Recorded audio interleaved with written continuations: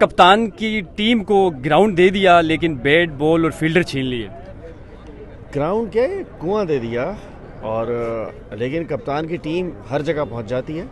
इस वक्त हमारा सामान अभी तक कंटेनर्स रोके हुए हैं, जनरेटर्स के, सामान के, कुर्सियों के, स्टेज के।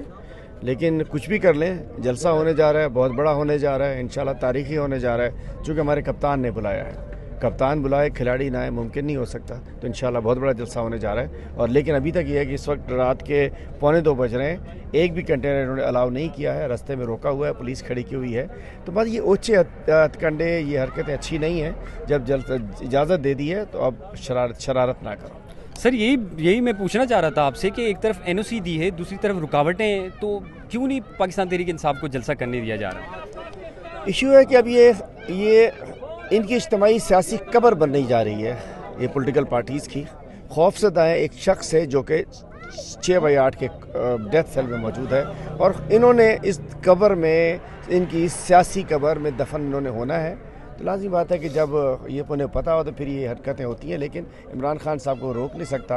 इंशाल्लाह अनकरीब इमरान खान साहब वज़ीर आज़म होंगे और उनका कोई खिलाड़ी वज़ीर आला होगा। सर आखिर में ये बता दीजिएगा कि जिस तरह आपने बताया कि सामान आपका रोका हुआ है, रुकावटें हैं, ज़ाहिर है, तो जो जलसे की जो तैयारियाँ हैं वो इतने कम टाइम में कैसे मुमकिन हो पाएंगी?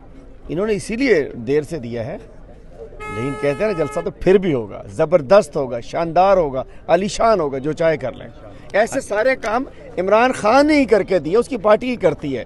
इंशाल्लाह कल सब कुछ के बावजूद ये भी तारीख रजिस्टर होगी कि इन्होंने रोकने की कोशिश की और जलसा हो गया। ये भी तारीख रकम होगी, इन्होंने रोकने की कोशिश की और जलसा फिर भी होगा। अलीम आदिल शेख इस वक्त हमारे साथ मौजूद थे, पाकिस्तान तहरीक इंसाफ के रहनुमा हैं।